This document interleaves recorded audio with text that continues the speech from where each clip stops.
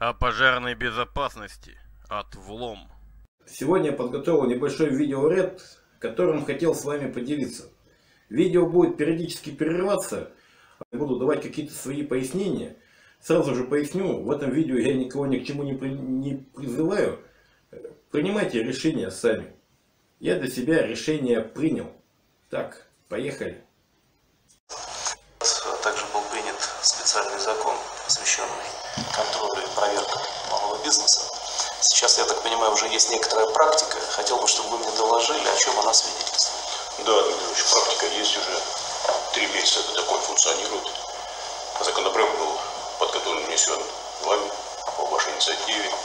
И, на мой взгляд, мы уже имеем позитивные вещи. За 3 месяца обратились в органы прокуратуры 11 101 раз за дачей согласия на проведение внеплановых выездных проверок малого и среднего бизнеса. Кто это у нас обращается? Это все обращаются. Контролирует Росфин, Ростехнадзор, Росприроднадзор. То есть все надзорные инстанции теперь по новому порядку должны обратиться в прокуратуру. Совершенно правильно. Все надзорные инстанции. Совершенно правильно. Значит, 4235 раз было отказано. Практически 40%. Есть субъекты федерации, где отказано в проведении таких проверок от 50 до 90% случаев. Это Москва, например, Краснодарский край и так далее. К сожалению, 10 субъектов, таких субъектов 28. К сожалению, есть 10 субъектов, где отказано только в 15% случаев. Поэтому в связи с этим мы промониторили, проанализировали эту практику. Я подготовил новые указания, уже отправил на место с точки зрения усиления этого надзора. Какие причины отказа? Первая причина – это бесспорно нет оснований для проведения таких проверок. Это основное ключевое основание. Второе, значит, отсутствие документов, которые дают основания для проведения такой проверки. Прокурор требует набор документов для того, чтобы орган контролирующий, скажем так, свою позицию довел до прокурора. Таких документов не бывает. Ну и нонсенс, есть случаи, когда, значит, контролирующий органы пытаются проводить проверки, которые не входят в пределы, в сферу их компетенции. И такие случаи были даже такие. Значит, вы считаете, что это нонсенс? Мне кажется, это сплошь и рядом у нас происходит, когда проверки проводятся или с превышением компетенции, или с собственным представлением о том, что входит в их права и обязанности. Обязанности начальников этих. Да. Значит, формируется уже судебная практика в Ярославле. Значит, действия прокурора были обжалованы в суд, и суд полностью стал на позицию прокурора, сочтя, что требования прокурора абсолютно правильные, абсолютно верные. Значит, мы анализируем эту практику, мониторим, и я думаю, что, Дмитрий Ильич, если такие же тенденции будут, а на мой взгляд, они позитивные тенденции, мы уже формируем эту практику, и уже контролирующие органы сами уже будут уходить от того, чтобы как-то выходить на органы прокуратуры для принятых проверок. Если... Давайте здесь остановимся. Генеральный прокурор назвал 3 причины, но он забыл указать 4-ю причину. По факту заявление о согласовании внеплановых проверок из государственных органов, как мне как-то поясняли, когда я работал еще инспектором государственного пожарного надзора, то, что прокуратура не рассматривает таковые заявления, они чисто по порядку 1-2 проверки пропустят, 3 проверки забракуют. То есть через 1-2 проверки 1-2 проверки не согласуют, 1 проверку согласуют. И даже не вникая. Но если они видят, там, конечно, что замечаний 10, 20, 30, 40, конечно, не надо обращать внимание, и такие проверки согласовывают. Но в основном проверки по заявлениям, поступивших из органов государственного надзора, о согласовании их, соответственно, примерно таким образом и делалось, не особо вникая в это. Продолжим. Если такие тенденции сохранятся, а я думаю, что они сохранятся, и более того, они будут еще и усиливаться, мы не исключаем, что выйдем к вам с инициативой о распространении этого закона уже на совершенно другие отрасли надзора, скажем так, на большой бизнес, потому что они сегодня, скажем, смотрят с завистью на малый и средний бизнес. Да. Хотя бы по этому вопросу. Хотя бы по этому вопросу, совершенно правильно.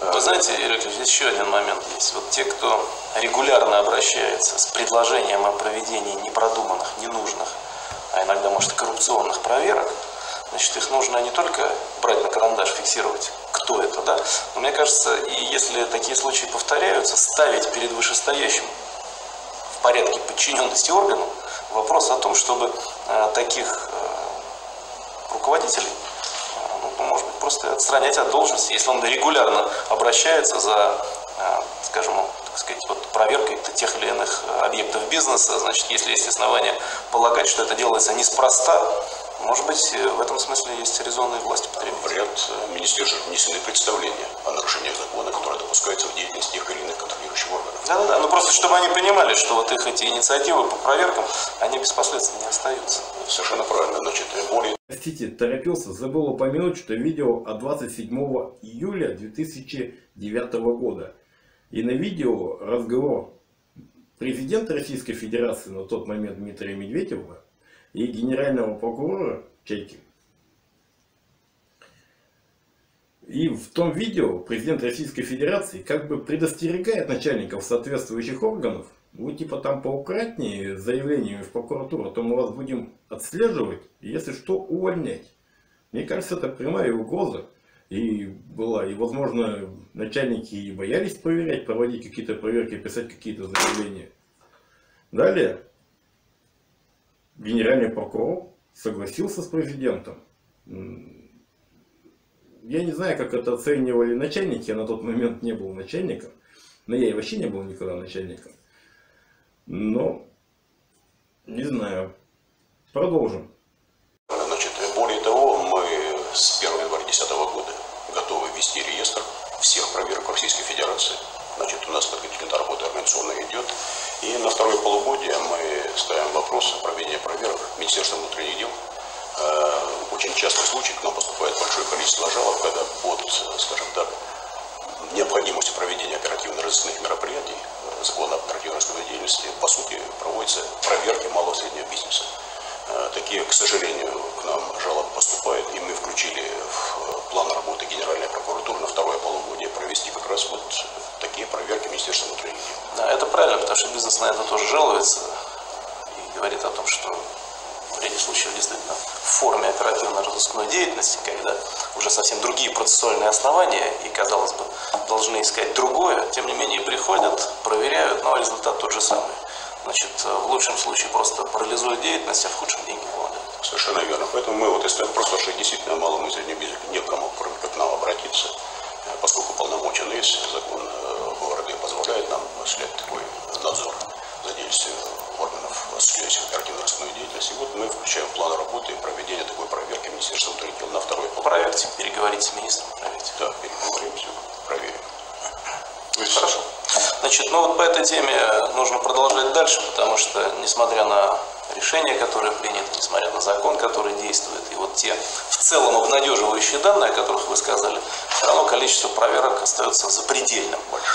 И, как показывает мой опыт общения, я когда встречаюсь с представителями малого бизнеса, они говорят: ну вот хорошо, что вы за это взялись, но пока результат очень небольшой, говорит, а в ряде случаев там напряжение не ослабевает, давление не ослабевает. Я хотел бы, чтобы прокуратура продолжила это. Хорошо.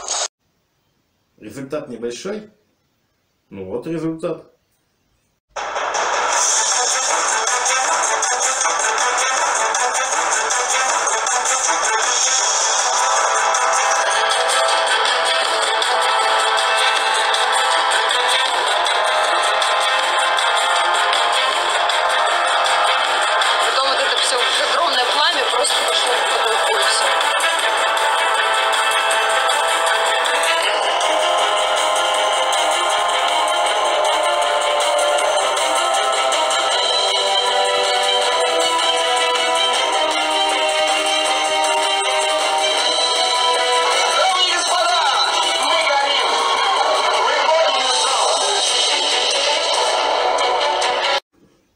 К слову, примерно за год до трагедии в Хромой Лошади мной проверялся один клуб, и было выявлено большое количество нарушений требований пожарной безопасности.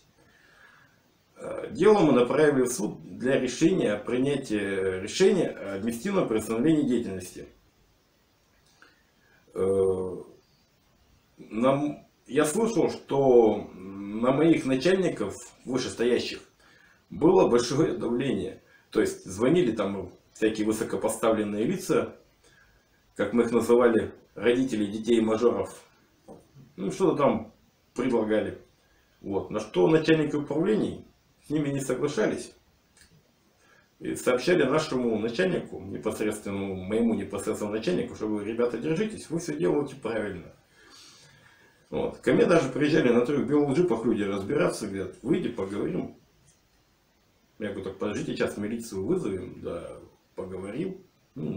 Ладно, были не 90-е, люди развернулись, уехали. Но у меня-то осадок остался. Ну, потом, после происшествия хромой лошади, между делом как-то более-менее не извинились. Сказали, вот если бы не вы, если бы это у нас произошло, то мы были вообще бы в шоке. И то, что я дотянул, закрыл, не стал там, не повелся ни на чьи уговоры, переговоры. Да там уже не мое дело было. Проверил, быстренько документы вручил и в этот же день отправил в суд. То есть все быстро было сделано и так далее. Как-то один из моих старших товарищей рассказывал где-то давно, в 90-х, не знаю, история это или байка, было на самом деле или нет. Так вот, одному инспектору на объекте сказали, что жизнь инспектора стоит намного дешевле, чем устранение требований пожарной безопасности, которые он выписывает. Стоит над этим задуматься. А спустя 11 лет в сети, вот совсем недавно, появилось одно видео, где высказывается уже президент Российской Федерации. Давайте его посмотрим. Губернатор, когда мы с ним обсуждали вопрос строительства, он обратился с просьбой о строительстве инфекционной больницы. Год, он мне сказал, что год нужно будет на проектирование, еще 2 года на строительство. Послушайте, в конце июля уже будет этот объект сдан. Вот я прекрасно отдаю себе отчет, что происходит в этой сфере. Мы много раз это обсуждали. Всякие снипы, хрипы и примазывавшиеся к этому виду деятельности квазиучастники процесса, они, послушайте, их нужно наконец зачистить в конце концов. Надо навести там порядок. Зачистить снипы, хрипы, и это говорит первое лицо государства.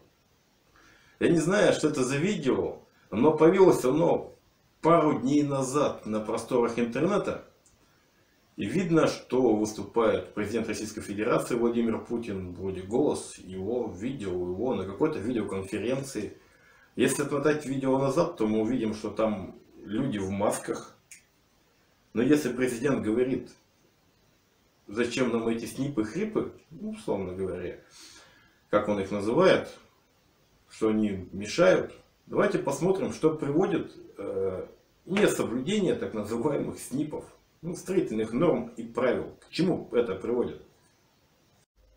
В Уфе обрушилось 3-этажное здание. По данным местного МЧС, пострадавших нет. Все произошло накануне поздно вечером. Рухнула часть дома, который строится для Федерации карате Башкирии.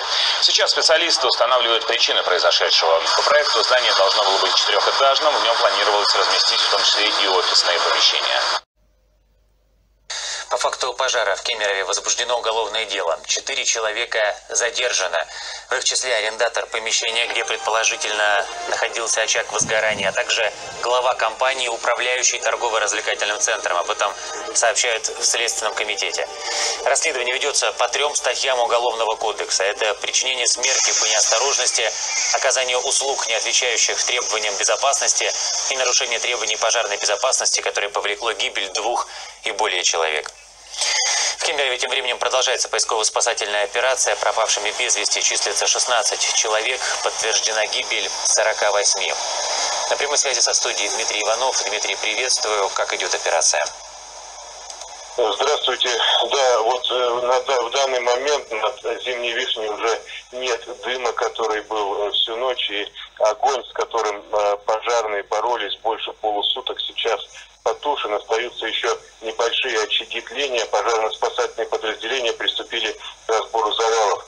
Рядом с торговым центром игрушки, свечи и много живых цветов, которые все утро приносят люди, эти цветы. И мы поговорили с людьми, многие из них, даже большинство, не знали тех, кто пришел в тот день, в тот злополучный час в торговый комплекс, но всем очень жалко погибших горожан, погибших кемеровчан, погибших детей.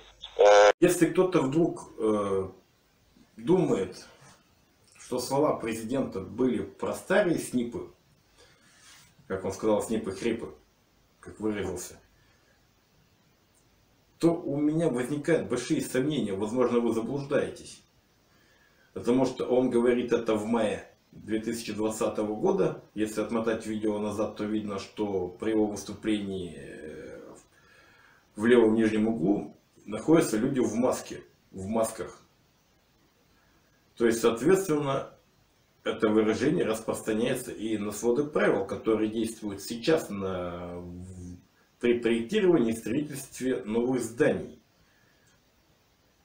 Я даже боюсь себе представить, что может произойти, если не соблюдать нормы и правила при проектировании и строительстве зданий. То есть мы видели,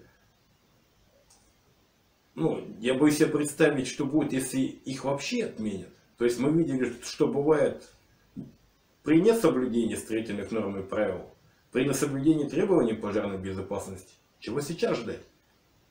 Придется ждать, во-первых, какие будут последствия от этого решения президента.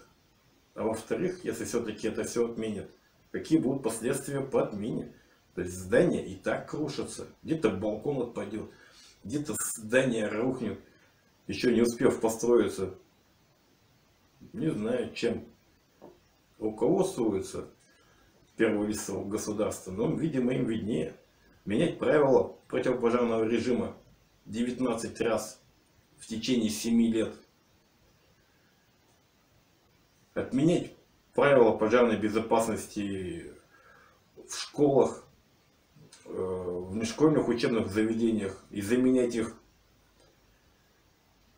приказом по деятельности дружин юных пожарных. Видимо, они высокие люди и могут играть жизнями людей. Но на этом все. До новых обзоров. Пока.